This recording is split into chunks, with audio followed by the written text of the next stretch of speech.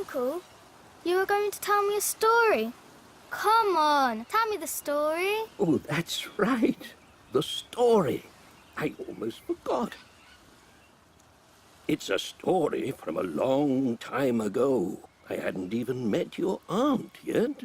It's the story of a musician.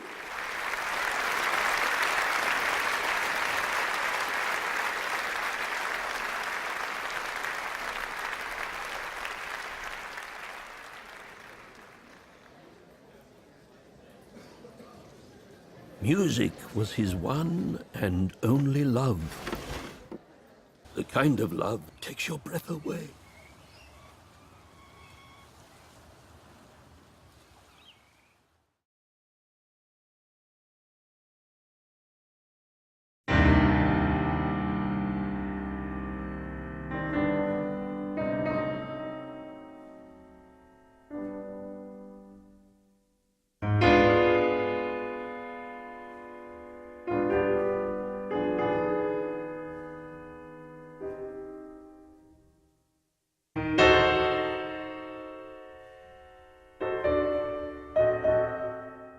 It was during one of his concerts that the spiteful little guest suddenly appeared on the scene.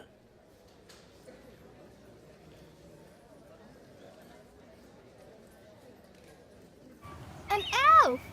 Yes, it was little and very spiteful. It must have been an elf. Well, lately the pianist had noticed that the elf was always around. Wherever he went, the elf popped up and stared at him, stared right into his eyes with his crafty face, as if he knew something that it was impossible to accept. Even just his gaze made the pianist nervous.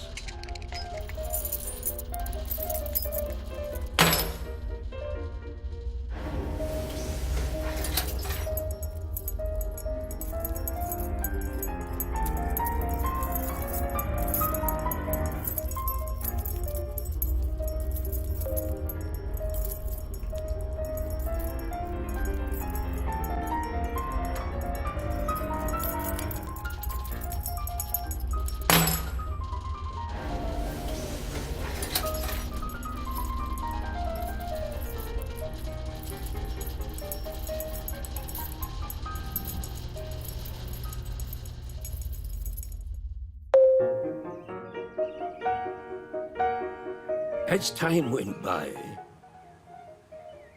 the pianist found that it wasn't the elf's gaze that made him nervous so much as the fact that the elf seemed to be a magician.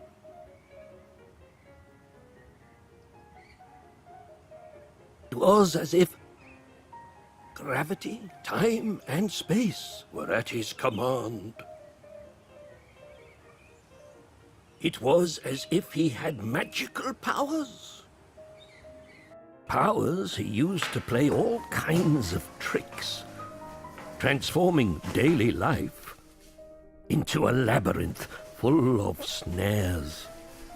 As if by magic, his shirt sleeves came to life and tied themselves in knots.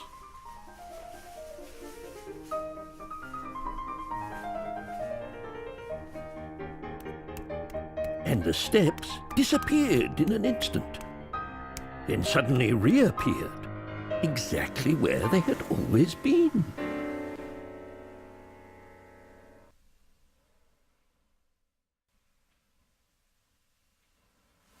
The elf chuckled quietly to himself, but the pianist knew that he could learn something from him.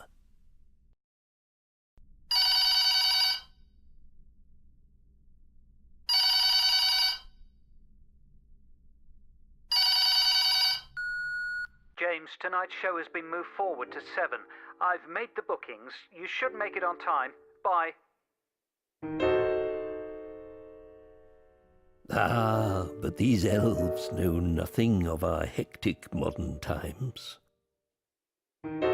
Adapting to the elves' pace, the pianist learned to listen to and to love every single sound in its entirety and depth.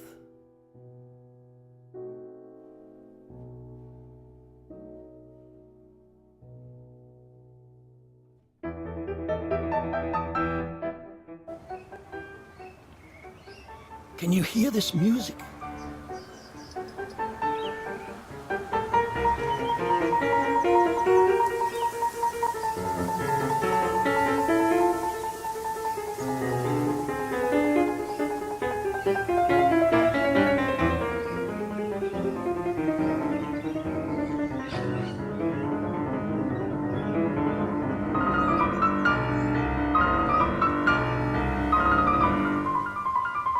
Uncle, did this elf have a name? It's obvious, my dear.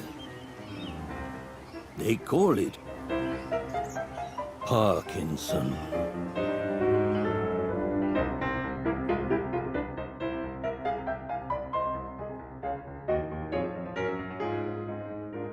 His name is Parkinson.